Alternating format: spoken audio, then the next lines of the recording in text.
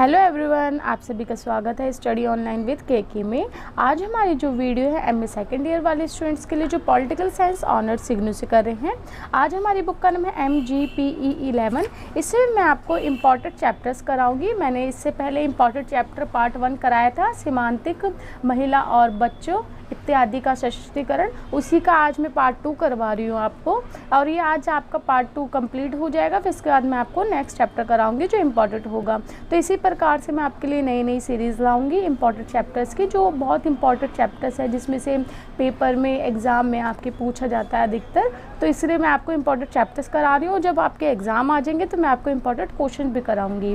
तो चलिए आज की वीडियो को हम स्टार्ट करते हैं। मैंने पहले जो वीडियो थी उसमें महिला के बारे में बताया था सारा, कि महिला का सशक्तिकरण किस प्रकार से है, महिला सीमांतीकरण किस प्रकार से, और आपको सीमांतीकरण सशक्तिकरण के बारे में बताया था। आज हम पढ़ेंगे बाल श्रमिक का सशक्तिकरण। इसमें हम अब बालकों के बारे में पढ़ेंगे, जो बच्चे होते हैं उन्हों की जो मजदूरी करवाई जाती है, उनका सशक्तिकरण किस प्रकार से हो, वो सीमांतीकरण किस प्रकार से हो जाते हैं। ये सब चीज़ें हम आज इसके अंदर पढ़ेंगे। तो चलिए आज की वीडियो को हम स्टार्ट करते हैं। पहला हमारा टॉपिक है बाल श्रमिकों का सशक्तिकरण। देखिए, इसमें इस प्रकार से बताया गया कि जो बढ़ती हुई, आपको पता है कि किस प्रकार से जो बाल श्रमिक है वो समस्या बढ़ती जा रही है। जैसे आपको पता है कि छोटे छोटे जो बच्चे होते हैं वो शॉप पे काम करते हैं, फैक्ट्री में काम करते हैं। बहुत जगह पे आपने देखा होगा जो बच्चे स्कूल नहीं जा पाते, जो स्लम एरिया में रहते हैं, वो भी छोटी मोटी चीज़ें बेच के अपने घर का गुजारा चलाते हैं, है ना, या फिर पैसे उसे मांगते हैं रास्ते में। तो ये सब बाल श्रम के अंदर आते हैं। तो इस पर आप सभी को पता है किस प्रकार से ये समस्या बढ़ती जा रही है। उसको ख़त्म करना बहुत ज़्यादा इम्पॉर्टेंट है, क्योंकि देखिए अगर बच्चे ही अपना जीवन, मतलब उनका जो भविष्य है वो अच्छा नहीं हो पाएगा, वो पढ़ लिख नहीं पाएंगे, तो हमारा देश कैसे आगे बढ़ेगा, है ना। उन बच्चों पे ही तो टिका है। तो वही सब है कि इन सबको ख़त्म करना बहुत ज़्यादा इम्पॉर्टेंट है। तो इसके लिए अंतर्राष्ट्रीय स्तर पर भी बहुत ज़्यादा समुदाय बनाए गए हैं और इस पे विचार विमर्श किया जा रहा है। और आप सभी को बता दूं कि पहले क्या था कि इस पे जो खर्चा किया जाता था वो बहुत था, परंतु आज के टाइम पे इस पे 7 गुना अधिक खर्चा किया जा रहा है कि बाल श्रम को ख़त्म किया जाए। तो उस पर फिर पैसे भी लगाए जाते हैं, बच्चों को शिक्षा दी जाती है मुफ्त में, बहुत सारी चीज़ें की जाती हैं। तो उसके लिए अब 7 गुना अधिक और ज़्यादा खर्चा किया जा रहा है कि बाल श्रम जो है वो मुक्त हो जाए, बच्चे उससे अपना भविष्य अच्छे से बना पाए, अपना विकास कर पाए, शिक्षा ले सके, अच्छा स्वास्थ्य मिल सके। ये सब चीज़ें इसके अंदर बताई गई हैं। तो इसी को बोलते हैं कि बाल श्रमिकों को कैसे सशक्तिकरण बनाया जाए और क्यों इम्पोर्टेंट भी है। अब हम पढ़ेंगे नेक्स्ट पॉइंट है बाल श्रम की स्थिति, कि बाल श्रम की स्थिति है कैसी अभी। देखिए पहले हम पढ़ेंगे, देखिए जो 15 वर्ष के आयु से कम बच्चे होते हैं उनको बालक के रूप में देखा जाता है। जो 15 से कम आयु के बच्चे होते हैं उसको बालक की परिभाषा दी जाती है। और इसमें बताया गया कि 4 वर्ष से अधिक आयु के और 15 वर्ष से कम आयु के जो बच्चे होते हैं वे किसी भी प्रकार के अगर मजदूरी करते हैं, चाहे उनको पैसे मिलते हैं या नहीं मिलते, चाहे वह परिवार के उससे करते हैं या बाहर जाके करते हैं, वो बाल श्रम में ही आता है और बाल मजदूरी उसको कहा जाता है। और आप सभी को पता है कि 4 वर्ष से आयु के जो बच्चा होता है और 15 वर्ष की आयु तक में उसका विकास होता है, उसकी बौद्धिक जो क्षमता होती है वो बढ़ती है, शारीरिक क्षमता सही होती है। तो अगर हम उसके ऊपर ध्यान ना दें, उसको शिक्षित ना करें, उसकी शारीरिक जो रचना है उस पर ध्यान ना दें, है ना, तो क्या होगा, अगर हम उसको खाली उस पर भेजेंगे, मजदूरी करने भेजेंगे, काम उम कराएंगे, तो वो अपना विकास नहीं कर पाएगा, अपनी बुद्धि का विकास नहीं कर पाएगा। तो ये सब चीज़ें इसमें बताई जा रही है कि ये ज़्यादा इंपॉर्टेंट है। तो इसलिए उनकी बुद्धि को विकसित करना बहुत ज़्यादा इंपॉर्टेंट है, ताकि वह अपना विकास अच्छे से कर सके। और इसमें बताया कि भारत में बहुत से ऐसे क्षेत्र हैं जहाँ पे ये कम आयु के जो बच्चे होते हैं ये अलग अलग जगह पे काम में लगे हुए हैं, मतलब काम कर रहे हैं, कोई फैक्ट्री में कर रहा है, कोई मजदूरी बाहर कर रहा है, अलग अलग तरीके से बताया गया है। देखिए जो बाल श्रम की घटनाएं हैं ये बहुत ज़्यादा बढ़ रही हैं। आपको मैंने स्टार्टिंग में बताया कि बाल श्रम जो है वो बहुत अधिक हो गया है। और बाल श्रम को कब यूज़ किया जाता है, जब कारखाने होते हैं, बड़े बड़े फैक्ट्रियाँ होती हैं, वहाँ पे जब छोटे छोटे बच्चे काम करते हैं तो उसको बाल श्रम या फिर इसकी प्रथा कहा जाता है। और देखिए जब बच्चे मजदूरी करते हैं तो उनकी शिक्षा में बाधा आती है, उनके स्वास्थ्य में बाधा आती है, क्योंकि जब वो काम करने जाएंगे तो शिक्षित कैसे होंगे। वो तो अपना जॉब पे अगर जा रहे हैं बच्चे, छोटे छोटे काम कर रहे हैं फैक्ट्री में, तो वो अपने पढ़ाई के लिए टाइम नहीं निकाल पाएंगे, अपने स्वास्थ्य के लिए टाइम नहीं निकाल पाएंगे। और आपको पता है जब फैक्ट्री में जाते हैं वहाँ कितने केमिकल्स यूज़ होते हैं, बहुत सारा प्रदूषण होता है, तो उन बच्चों का स्वास्थ्य भी उससे ख़राब होता है। और बच्चे अपने माता पिता का कार्य में सहयोग भी देते हैं, जैसे कि वो सोचते हैं कि माँ बाप ही बोलते हैं बच्चों को कि चलो आप भी हमारे साथ चलो काम करने, थोड़े पैसे ज़्यादा हम कमा लेंगे।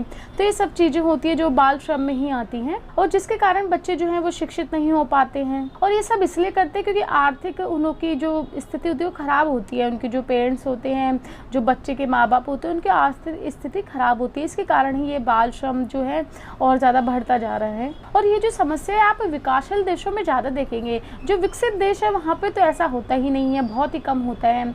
परंतु आप विकासशील देशों में जहाँ देखेंगे, जो अभी विकास कर ही रहे हैं, जैसे भारत हो गया, आपका पाकिस्तान हो गया, बहुत सारे देश हैं, वहाँ पे ये सब समस्या ज़्यादा है। और देखिए इसमें ये भी पता जा रहा है कि 6 में से 1 बच्चा ऐसा होता है जो बाल श्रम या फिर अपनी मजदूरी कर रहा है। इसका मतलब कि 246 मिलियन बच्चे ऐसे हैं जो बाल श्रम कर रहे हैं अभी। तो आप ये देख सकते हैं कि 246 मिलियन जो बच्चे बाल श्रम कर रहे हैं, तो इसे बताया जाए कि ये संयुक्त राष्ट्र अमेरिका की कुल संख्या के बराबर है। तो आप देखिए कितनी ज़्यादा संख्या में बच्चे जो है वो बाल श्रम में लगे हैं, मजदूरी कर रहे हैं। और देखिए जो लैटिन अमेरिका है, अमेरिका, अफ्रीका, यहाँ पे भी बहुत सारे अल्प विकसित देश हैं। वहाँ पे भी बच्चे ऐसे हैं जिन्हों को सही से शिक्षा नहीं मिल पाती, सही से उनका भरण पोषण नहीं हो पाता, क्योंकि उनकी जो घर की जो आय होती है वो ज़्यादा नहीं है, बहुत कम है। इसके कारण कि उन बच्चों को भी सारी समस्याओं का सामना करना पड़ता है। अब देखिए भारत का उदाहरण दे रहे कि भारत में करीबन 20,000 ऐसे बच्चे हैं गरीब, जो स्वास्थ्य जिन्हों को सही से नहीं मिल पा रहा, जो कारखानों में काम करते हैं और 16 घंटे काम करते हैं। ये सब चीज़ें देखिए, और ये एक जटिल समस्या है हमारे भारत की। और देखिए इन बाल श्रम का जो अनुमान लगाया जाता है कि भारत की सरकार के अनुसार कि 2001 में जो बाल श्रम की मात्रा थी, संख्या थी, वो 12.7 मिलियन थे। परंतु जो गैर सरकारी संगठन होते हैं उनके अनुसार बोलते हैं कि 40 मिलियन संख्या है भारत में उनों की। तो ये अलग अलग उनों के आंकड़े हैं। ये हमारा पॉइंट खत्म होता है। नेक्स्ट पॉइंट देखते हैं, बाल श्रमिकों को के सीमांतीकरण की समस्या। अब हम देखेंगे इनके सीमांतीकरण की क्या क्या समस्या है। देखिए जो बाल श्रम होता है वो कैसे उत्पन्न होता है, निर्धनता के कारण होता है ना, कि उनों के घर में गरीबी है, बच्चों के घर में, या फिर उनके माता पिता का सीमांतीकरण हो रहा है, उनको दुर्बल बनाया जा रहा है, वो शक्तिशाली नहीं है। तो जब बाल श्रम उत्पन्न होता है, क्योंकि जो माँ बाप होते हैं वो विवश हो जाते हैं अपने बच्चों को भेजने के लिए कारखानों में, क्योंकि उनकी जो घर की कंडीशन होती है इकोनॉमिकल सही नहीं होती है, इसी कारण से। और देखिए क्या होता है कि जब बच्चों को जब फिर कारखानों में भेजा जाता है तो वो सीधा वैशीले पदार्थों के संपर्क में आते हैं ना, और उनको बहुत सारी समस्याओं का सामना करना पड़ता है। वहाँ बहुत सारी स्वास्थ्य समस्या जो होती है वो उत्पन्न हो जाती है, शिक्षा को लेकर समस्या जो उत्पन्न हो जाती है ना, ये सब चीज़ें। तो इसको हम कैसे सही कर सकते हैं? तो देखिए इसका समाधान ये है कि जो माँ बाप हैं उनको एक तो आर्थिक सहायता दी जाए, जिसके कारण कि वो विवश ना हो अपने बच्चों को वहाँ भेजें, क्योंकि कोई भी माँ बाप खुश नहीं होगा कि अपने बच्चों को बचपन में ही कारखानों में भेजें, मजदूरी पे भेजें। अगर उनकी आर्थिक कंडीशन जो है वो ठीक रहेगी तो वो नहीं भेजेंगे। तो इसलिए सरकार का और सबका यह दायित्व बनता है कि उनको आर्थिक सहायता दें, उनकी जो भी समस्या उनका समाधान करें और उनको सशक्तिकरण बनाएं, ताकि वह बच्चे भी ठीक हो सके। अगर माँ बाप की कंडीशन ठीक रहेगी तो बच्चों की भी कंडीशन अच्छी रहेगी। और देखिए ये बच्चों का हक भी है कि उनको शिक्षा सही से मिले, स्वास्थ्य सही से मिले। उनके माँ बाप का भी ये हक है कि उनको अच्छे से अधिकार मिले, उनको भरपूर खाना मिले, ये सब चीज़ें उनका अधिकार है। देखिए इसमें आगे बता रहे हैं कि जो बच्चे जाते हैं काम पे, मजदूरी करने जाते हैं, बाल श्रम करने, तो वो अपने माँ बाप की ज़रूर मदद तो करते हैं मजदूरी, क्योंकि उनको पैसा मिलेगा, मदद होगी, घर की आर्थिक जो कंडीशन है वो ठीक होगी।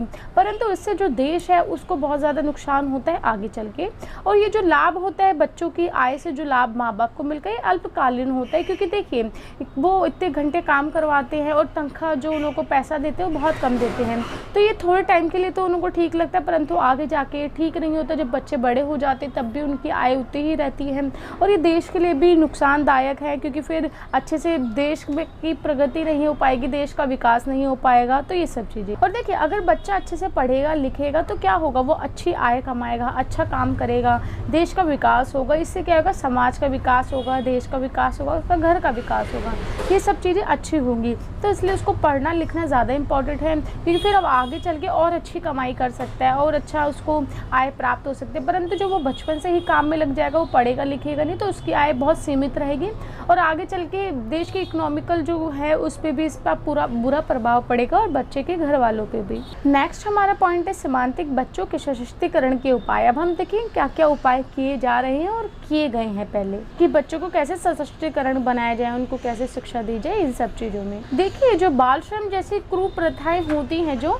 इसका समाधान और इसको ख़त्म करने का सबसे महत्वपूर्ण उपाय किसने किया? संयुक्त राष्ट्र ने। संयुक्त राष्ट्र की जो एजेंसियां होती हैं उन्होंने, और जो गैर सरकारी संगठन होते हैं उन्होंने, जिसके अंतर्राष्ट्रीय श्रम संगठन जो होते हैं जिसको ILO बोलते हैं, इसके द्वारा भी जो श्रमिक वो बच्चे होते हैं उनकी देखे जाते हैं कि वो किस जगह पे कहाँ पे हैं, और उनको क्या कहते हैं हेल्प की जाती है हर एक चीज़ में। उनके आंकड़ों को तैयार किया जाता है और इन आंकड़ों को तैयार करके वो जो सरकार होती है उनके पास पहुंचवाता है कि देखिए इस जगह पे ऐसे ऐसे बच्चे जो बाल श्रम में हैं, तो सरकार उनकी हेल्प कर पाते हैं, उनको ऋण दे पाती है। और जो ये अंतर्राष्ट्रीय श्रम संगठन है ये भी ऋण देता है, जो बच्चे बाल मजदूरी करते हैं उनको ऋण भी देता है कम उस पे ब्याज पे, और उनके लिए नई नई परियोजना बनाता है, नई नई ऐसी चीज़ें बनाता है, संधियाँ या फिर बहुत सारी चीज़ें जिससे कि उनका लाभ हो सके और बाल श्रम को मुक्त किया, मतलब कि एकदम खत्म कर दे उसको जड़ से। देखिए बता रहे कि भारत और संयुक्त राष्ट्र अमेरिका है, इनकी भी बहुत सारी ऐसी परियोजना है और भारत सरकार ने भी ऐसे राष्ट्रीय बाल श्रम परियोजना जैसे बहुत सारी चीज़ों पे काम किया है, कार्रवाई की है, जिससे कि इन्होंने प्रगति भी प्राप्त की है, इनमें सफल भी हुए कि बाल मजदूरी जो है थोड़ी कम हुई है पहले से। और जो गैर सरकारी संगठन होते हैं इनकी बहुत बड़ा योगदान है, क्योंकि ये बच्चों को मुफ्त में शिक्षा देते हैं, उनका स्वास्थ्य उनका चेकअप करवाते, सब कुछ करते हैं ताकि उनका मतलब कि और विकास हो सके अच्छे से। और देखिए भारत जो संविधान उसमें जो राज्य के नीति निर्देशक तत्व हैं उसमें भी 14 वर्ष तक की आयु को बच्चों को शिक्षा देने का, मुफ्त शिक्षा देने का प्रावधान किया गया है। और बहुत से ऐसे अधिनियम बनाए, जिसकी बाल अधिनियम 1986 पारित किया है, जिसमें कि ये था कि 16 वर्ष की आयु के बच्चों जो 16 वर्ष तक आयु होते हैं उनको निःशुल्क शिक्षा दी जाए। ये सब भी इन्होंने बाद में फिर प्रावधान किया गया। और भारत सरकार ने शिक्षा अधिकार अधिनियम भी पारित किया। परंतु देखिए ये सब चीज़ें बनाई तो ये इसको सख्ती से कार्य में लाना बहुत ज़रूरी है, क्योंकि आप सभी को पता बहुत सारे कानून अधिनियम संशोधन सब होते हैं, परंतु अगर वो कार्य में ही सही से नहीं आ रहे तो उससे किसी का भला नहीं हो पाएगा। तो इन सबको अच्छे से कार्य में लाएं, जिससे कि जो बच्चे मजदूरी कर रहे हैं उनके घर वालों को जाके समझाए, जो बच्चे स्कूल में नहीं आते उन लोगों को बताया जाए कि मुफ्त शिक्षा है। ये सब चीज़ें करना भी बहुत ज़्यादा ज़रूरी है। परंतु क्या है, इन सब चीज़ों से होने से क्या हुआ है, जो इतने सारे संशोधन लागू हुए हैं सब चीज़, इनसे जो बाल श्रमिकों की जो संख्या उसमें भी अब थोड़ी कमी आई है। देखिए ऊपर यहाँ तालिका बताई गई है, वो तालिका में बस यही है इसमें यहाँ कि आपका पुरुषों और जो ग्रामीण पुरुष होते हैं और ग्रामीण महिला, शहरी पुरुष, इसमें बताया गया कि किस किस तरीके से इनों की आयु में थोड़ी ठीक हुई है। मतलब कि तो जो ग्रामीण क्षेत्र होते हैं वहाँ पे जो बाल श्रम होता है उसकी संख्या थोड़ी घटी है, परंतु जो बालिकाएं होती है उनके ऊपर शिक्षा ध्यान देना बहुत ज़्यादा ज़रूरी है, क्योंकि उनकी शिक्षाओं के ऊपर ध्यान नहीं दिया जाता। आप सभी को पता होगा जो गांव में ग्रामीण क्षेत्र होते हैं वहाँ लड़कियों की शिक्षा के ऊपर इतना कोई ज़्यादा जोर नहीं दिया जाता है, तो इस सब पे भी ध्यान देना बहुत ज़्यादा ज़रूरी है। देखिए अब नेक्स्ट हमारा पॉइंट है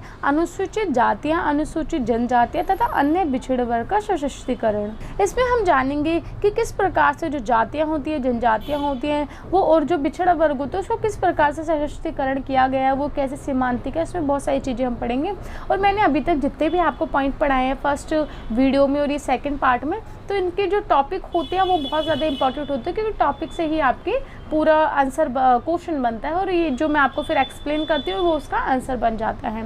और देखिए स्टूडेंट, अगर आपको इसकी PDF चाहिए हो, आपको कोई से भी चैप्टर के इंपॉर्टेंट चैप्टर की PDF भी चाहिए हो, तो आप मेरे को कांटेक्ट कर सकते हैं। डिस्क्रिप्शन बॉक्स में आपको नंबर मिल जाएगा, उस पर आप मेरे को व्हाट्सअप करके PDF भी प्राप्त कर सकते हैं।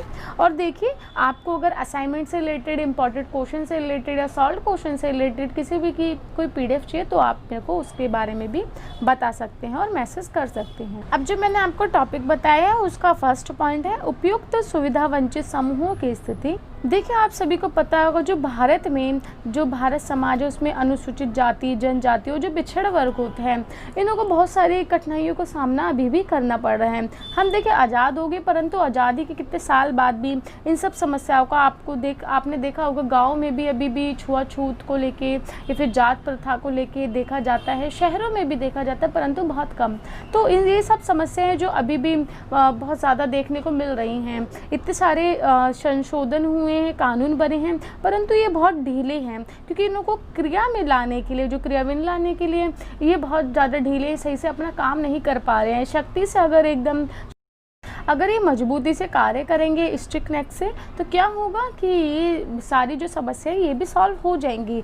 और जो कानून बनते हैं, संविधान संशोधन, ये सब चीज़ जो होती है ये इन्हों के लिए, फिर इन्हों को जो अनुसूचित जनजाति, पिछड़े वर्ग, इन्हों को भी इससे फ़ायदा मिलेगा। और देखिए आज़ादी के बाद से अब तक कोई ज़्यादा सुधार नहीं हुआ है, पर बहुत सा चीज़ों में तो सुधार हुआ है, परंतु ऐसा नहीं बोल सकते कि बिल्कुल समाप्त हो गया। छुआछूत जो होता है या फिर जाति प्रथा को लेकर भेदभाव होता है ये बिल्कुल अभी समाप्त नहीं हुआ। आपको देखने को मिल रहा होगा जब शादियां होती हैं, फिर कुछ भी ऐसा कुछ चीज़ें होती है तो वहाँ पे भी कास्ट को लेके कितने इशू रहते हैं, तो ये सब चीज़ें इसमें बताई गई हैं। देखिए 1960 में जो जातियों को सुरक्षा प्रदान करने के लिए जो छुआछूत जैसी शोषण किया जाता था लोगों के ऊपर, इन सबको समाप्त करने के लिए भी संविधान में कानून बने हैं।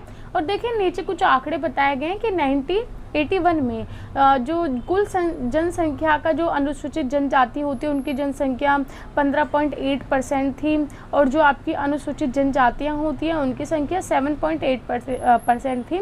परंतु 2001 में क्या हुआ कि इनों की संख्या बढ़ गई है, 16.2% होगी और 8.2% हो गई। और देखिए जो मिजोरम है उसमें जो जनसंख्या अनुसूचित जनजाति की वो 20% से भी ज़्यादा हो गई। और देखिए पिछड़े वर्ग में कौन से लोग इसमें शामिल बता रहे हैं, जैसे कि आपका गरीब किसान हो गए, नाई हो गए, धोबी हो गए, कारीगर हो गए तथा संसाधन या कौशल्य अधिक आधारित समुदाय शामिल हैं। तो इसमें बस कुछ आंकड़े बताए गए हैं और ये सब चीज़ें हैं जो आप इसको पोस्ट करके भी पढ़ सकते हैं। नेक्स्ट हमारा पॉइंट है अनुसूचित जाति, अनुसूचित जनजाति तथा अन्य पिछड़े वर्ग की समस्याएं कि इनों की क्या क्या समस्या है। देखिए जो पिछड़े जाति, अनुसूचित जनजाति, ये सब जब लोग होते हैं इनों को क्या क्या समस्याओं का सामना करना पड़ता है, जैसे कि आपका राजनीतिक और आर्थिक भेदभाव होता है, इसका सामना करना पड़ता है। इनकी जो साक्षरता जो दर होती है वो बहुत कम होती है, और इन्हों को जो सामाजिक बहिष्करण होता है इसका भी सामना करना पड़ता है। इनकी जो आय होती है वो बहुत निम्न होती है, इनका जीवन स्तर में बहुत सारी समस्याओं का इनको सामना करना पड़ता है। और देखिए आर्थिक रूप से बिछड़े होते हैं तो इन्हों को बहुत सारी समस्याएं इसमें क्या आती है, जैसे भूमि, पशुपालन, धन, पूंजी, ये सारी समस्याओं मतलब होती है, मतलब कि इन सब चीज़ों से वंचित रह जाते हैं क्योंकि आर्थिक रूप से बिछड़े होते हैं तो इनों के पास ना भूमि होती, ना पशु होते, ना धन होती, ना पूंजी होती, ये सब चीज़ें नहीं होती। और जो साहूकार होते हैं, जो बड़े बड़े जमींदार होते हैं, साहूकार होते हैं, वो इनका शोषण भी करते हैं। और देखिए इनों की सहायता देने के लिए बहुत से कानून भी बने गए हैं, न्यायालय भी हैं कि इनों की जो संरक्षण देता है, इनको संरक्षण प्रदान करता है, इनों को निःशुल्क जो शिक्षा होती है वो भी दी जाती है, इनको बहुत सारी सेवाएं भी दी जाती हैं। और अब हम पढ़ेंगे कि सीमांतीकरण वर्ग का सशक्तिकरण, कि जो सीमांतीकरण वर्ग होता है उनका किस प्रकार से सशक्तिकरण है। देखिए जो सीमांतीकरण वर्ग होते हैं जिन्हों को अलग कर दिया जाता है जिन वर्ग को, तो उन्हों के लिए सशक्तिकरण करने के लिए सरकार क्या करती है कि उन्हों की पहले तो समस्या देखती है कि क्या समस्या है, उन्हों को क्यों अलग किया गया है, तो उन्हों को सहायता प्रदान करती है ताकि वो सीमांतिक ना हो पाए और वो मतलब कि गरीब बहुत ज़्यादा दुर्बल ना हो, वो एकदम सशक्तिकरण बने, आत्मनिर्भर बने। और फिर देखा जाता है कि उन्हों के जो वर्ग होते हैं उनको दूसरे वर्गों के साथ जोड़ा जाता है। अगर उनके साथ आर्थिक भेदभाव होता है, सामाजिक भेदभाव होता है या बहिष्करण होता है उनका, तो उसके खिलाफ जो होते हैं सरकार क्या करती है, उनको संरक्षण प्रदान करती है। और आपको पता होगा कि अनुसूचित जाति, जनजाति जो SC ST होते हैं इन्हों को भी बहुत सारे संरक्षण प्रदान है राजनीतिक क्षेत्र में, हर एक क्षेत्र में, सरकारी नौकरियों में। और इन जो जनजातियां होती हैं या फिर बिछड़ी जनजातियां होती हैं इनको सशक्त बनाने के लिए शिक्षा व रोजगार में भी इन्हों को सहायता दी जाती है। और सरकार में बहुत से ऐसे आरक्षण लागू हो रखे जो मैंने आपको अभी बताया SC ST के लिए कि इन्हों को हर एक चीज़ में सीट दी जाती है। देखिए इनको हर एक चीज़ में आरक्षण तो दिया जाता है, सीट भी दी जाती है, जैसे कि IIT में और TIMS की फुल फॉर्म भी यहाँ लिखी हुई आप पढ़ सकते हैं पोस्ट करके। तो परंतु ये सफलतापूर्वक इनको प्राप्त नहीं हो पाती हैं, क्योंकि मैंने आपको पहले ही जैसे बताया कि हर एक चीज़ तो हमारे संविधान कानून में बन रखी है, परंतु सही से कार्य में नहीं है ना, ढीले रूप से है। तो इसलिए क्या होता है कि इन्हों के पास सारी सहायता सही से नहीं पहुंच पाती। फिर नीचे कुछ आंकड़े बता रखे हैं कि जैसे कि आपके 1999 से 2000 तक जो आपकी अनुसूचित जनजातियां होती हैं, ये ग्रामीण क्षेत्रों में 50.9% ऐसी जनसंख्या थी जो गरीब रेखा से भी नीचे थी। तो इसी प्रकार से आंकड़े कि गरीब रेखा से नीचे भी बहुत सारे ऐसे लोग हैं, इतनी ज़्यादा परसेंटेज हैं जिन्हों को सही से खाना नहीं मिल पाता, जो गरीब रेखा से भी नीचे आते हैं। नेक्स्ट हमारा पॉइंट है बंधुआ मजदूरों का सशक्तिकरण। तो आपको पता होगा बंधुआ मजदूर कौन से होते हैं कि एक मालिक के पास अगर कोई व्यक्ति होता है बहुत धनवान और उससे किसी ने ऋण ले लिया, तो वो उसी के पास बंधुआ मजदूरी करने लग जाता है, क्योंकि वो ऋण को वापस चुका नहीं पाता। तो उसकी जो पीढ़ियाँ होती है वो भी ऐसे ही होती है कि वो सब उसके पास बंधुआ मजदूरी करती हैं और वहीं पर ही रहती हैं, वही उनका कार्य करती है, ज़्यादा उनको पैसा भी सही से नहीं मिलता। तो ये सब चीज़ें इसमें, क्योंकि वो ऋण को चुका नहीं पाते और ऋण पे बहुत ज़्यादा जो पैसा उनसे लेते हैं उधार, उस पर इतना ज़्यादा ऋण लग जाता है, ब्याज लग जाता है, जिससे कि वो चुका ही नहीं पाते। तो बंधुआ मजदूरी कहलाती है। और ये जो बंधुआ मजदूर की प्रथा है ये ग्रामीण क्षेत्रों में ज़्यादा देखने को मिलती है। शहरियों में तो ऐसा नहीं होता, परंतु ग्रामीण क्षेत्रों में आप देखेंगे अभी भी कहीं कहीं ऐसे बंधुआ मजदूरी होती है कि जो लोग ऋण ले लेते हैं या फिर पैसे लेते हैं उधार किसी मालिक से, तो वो अगर चुका नहीं पाते तो वो ऐसे बोलते कि आप हमारे यहाँ हमारे खेत में हमारे यहाँ पे मजदूरी करिए, और पैसा भी बहुत कम देते हैं उनको उनकी बजाय, क्योंकि उन्होंने तो जो इंसान है मजदूरी कर रहा है उसने तो ऑलरेडी उससे पैसा ले रखा है, तो वो उसको पैसा ही नहीं देते। तो उनका जीवन जो होता है वो बहुत ख़राब हो जाता है, सही से उनको खाना नहीं मिल पाता, अपने विकास नहीं कर पाते, अपने बच्चों का विकास नहीं हो पाता, शिक्षा को लेके बहुत सारी समस्या। तो ये सब चीज़ें आती है बंधुआ मजदूरी के अंदर। तो ये जो मैंने अभी एक्सप्लेन किया है ये बंधुआ मजदूरों की स्थिति बताइए कि किस प्रकार से है। और मैंने आपको जो पूरा एक्सप्लेन किया बंधुआ मजदूरी की समस्या भी इसमें है, तो मैं पोस्ट कर देती हूँ। आप पहले बंधुआ मजदूरी की स्थिति तो आपने पढ़ ली होगी जब मैं समझा रही थी आपको, तो ये पोस्ट कर रखा था। उसके बाद जो बंधुआ मजदूरी की समस्या है तो इसमें आप देख सकते हैं कि बहुत देर तक ये काम करते हैं, बहुत घंटों तक ये काम करते हैं, इन्हों को सही से पूंजी नहीं मिल पाती, इन्हों के ऊपर बहुत ज़्यादा शोषण होता है, बेरोज़गार भी होते हैं ये। तो क्योंकि ऋण ले रखे होते हैं तो ये ज़्यादा शक्तिशाली भी नहीं बन पाते और किसी चीज़ में हस्तक्षेप भी नहीं कर पाते, और जो शक्तिशाली वर्ग होते हैं वो इनका ज़्यादा शोषण करते हैं, इन पर हस्तक्षेप करने लग जाते हैं, इनकी पर्सनल लाइफ पे भी, हर एक चीज़ पे।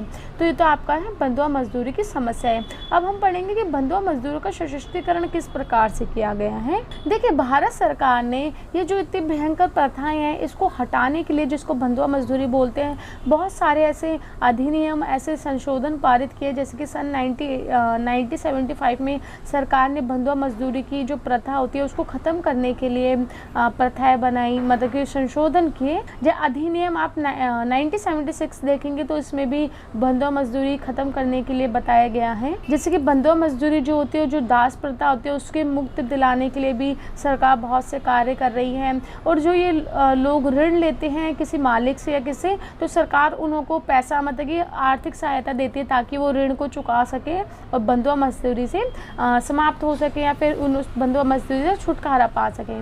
तो सरकार इनको आर्थिक रूप से भी सहायता देती है, हर एक रूप से सहायता देती है। तो ये आपका ये था बंधुआ मजदूरी के ऊपर। अब नेक्स्ट हमारा पॉइंट है अन्य सीमांतिक वर्ग। देखिए अन्य सीमांतिक वर्ग में अब हम पढ़ेंगे वृद्ध जो होते हैं, जो वृद्ध व्यक्ति होते हैं, जो बूढ़े व्यक्ति होते हैं, उनके बारे में हम इसमें पढ़ेंगे। देखिए जो 60 वर्ष के आयु से बड़े व्यक्ति होते हैं, जो 60 से बड़े व्यक्ति होते हैं, जो 60 प्लस होते हैं, उनको वृद्ध लोग कहा जाता है या फिर बूढ़े लोग जिनको बोलते हैं, और इनको वरिष्ठ नागरिक भी कहा जाता है। देखिए 1951 में इनकी जो जनसंख्या थी 20 मिलियन थी और 1991 में इनकी संख्या बढ़कर 57 मिलियन हो गई। तो इसी प्रकार से आंकड़े बता रहे हैं अभी कि कि किस प्रकार से इनकी जनसंख्या बढ़ रही है। और देखिए आप सभी को पता है जो वृद्ध लोग होते हैं, जो वरिष्ठ लोग होते हैं, उनको कितनी सारी समस्याओं का सामना करना पड़ता है।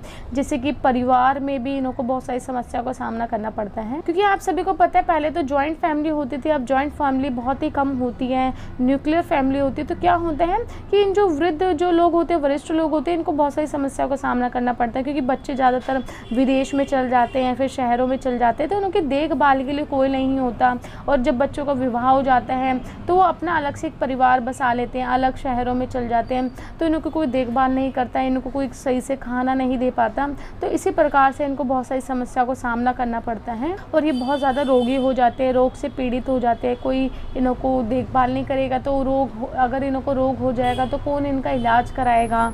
तो ये सब चीज़ें इसमें बताई गई हैं। तो देखिए सरकार ने क्या किया है कि जो वृद्ध लोग होते हैं, जो वरिष्ठ लोग हो जाते हैं, 60+ हो जाते हैं, आप सभी को पता होगा उनको पेंशन मिलती है, क्योंकि सरकार नहीं चाहती कि असुरक्षित रहें या फिर सीमांतिक हो जाए। तो राज्य स्तर पे भी और सरकार जो केंद्र स्तर पे भी इनको सहायता दी जाती है, इनको पेंशन दी जाती है, इनको जो स्वास्थ्य रिलेटेड जो होता है फ्री में इलाज करवाया जाता है। और आपको पता है अगर जाते अगर कोई ट्रेन में या फिर बस में जाते हैं तो इनों की टिकट भी नहीं लगती।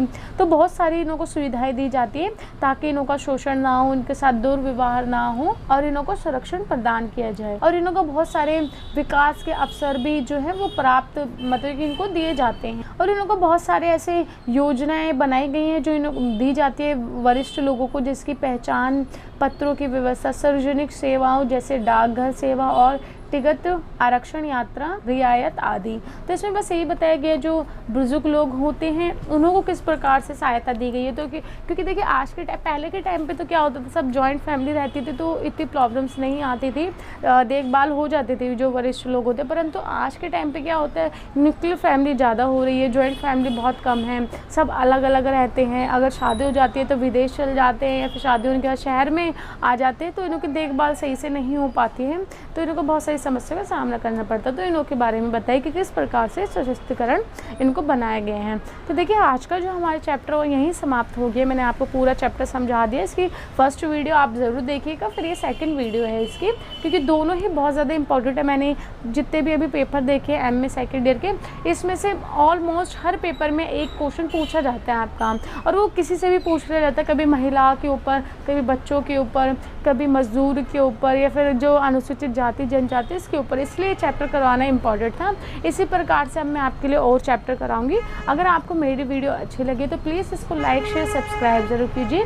अगर आप इसको लाइक शेयर सब्सक्राइब करेंगे तभी मेरे को और ज़्यादा सपोर्ट मिलेगा और मैं आपके लिए और अच्छी वीडियो बनाऊँगी और अच्छे से एक्सप्लेन करूँगी आगे जो भी इंपॉर्टेंट चैप्टर से आपको मैं वीडियो प्रोवाइड कराऊँगी उसमें। तो अगर आपको और कोई प्रॉब्लम है या फिर कोई समझने में दिक्कत है या फिर आपको PDF से रिलेटेड कोई वो चाहिए, आपको उसका सॉल्यूशन चाहिए, PDF से रिलेटेड कोई इंक्वायरी है आपकी, या फिर आपको असाइनमेंट से रिलेटेड कोई क्वेश्चन पूछना है, आपके मार्क्स से जो मार्कशीट आई है या फिर जो मार्कशीट अभी सही से अपलोड नहीं हो रही है उसको रिलेटेड कोई क्वेश्चन पूछे तो आप मेरे से ज़रूर पूछ सकते हैं। आपको डिस्क्रिप्शन बॉक्स में नंबर मिल जाएगा, उस पर कमेंट कर सकते हैं, तो फिर कमेंट बॉक्स में मैसेज कर सकते हैं। और मेरे को आप वो भी बता सकते हैं कि आपको कौन से चैप्टर्स की इंपॉर्टेंट वीडियो चाहिए या फिर आपको कौन से चैप्टर्स पहले चाहिए, आप मेरे को बता सकते हैं। अगर मेरे को चैप्टर इंपॉर्टेंट लगेगा तो मैं आपके लिए वीडियो बना दूँगी। और देखिए स्टूडेंट्स, मैं आपको एक और बात बताना चाहती हूँ कि जो स्टूडेंट्स मेरे को अलग से बुक के लिए बोलते हैं कि मैम इस पे बना दीजिए वीडियो, और जो मेरे पास अभी अवेलेबल नहीं है, बहुत सी ऐसी बुकें जो अवेलेबल नहीं हैं, तो देखिए आप मेरी हेल्प भी कर सकते हो उसमें कि मैं उसको परचेज़ कर सकूं, फिर आपको पढ़ा सकूं। तो मैं आपको पेटीएम नंबर भी नीचे डिस्क्रिप्शन बॉक्स में दे दूँगी। अगर आप उसमें मेरी कुछ हेल्प करना चाहते हैं तो ज़रूर से कर सकते हैं, ताकि मैं आपके लिए बुक और परचेज़ कर सकूँ। क्योंकि देखिए मैं सब बुक तो परचेज़ नहीं कर पाऊँगी, अभी मेरे पास 10 से 15 बुकें हैं, बट ऐसे बहुत सी बुकें जो अभी नहीं है एमए वाले स्टूडेंट्स के लिए। तो आप मेरे को प्लीज़ हेल्प करना चाहते हैं इकोनॉमिकल, तो आप मेरे को हेल्प कर सकते हैं। मैं आपको डिस्क्रिप्शन बॉक्स में पेटीएम नंबर या फिर गूगल पे जो भी होता है वो भी आपको दे दूँगी, ताकि आप कुछ हेल्प करेंगे तो मैं बुक जल्द से जल्द परचेज़ कर पाऊँगी और आपको वो भी समझा पाऊँगी। तो चलिए हम मिलते हैं नेक्स्ट वीडियो में। धन्यवाद।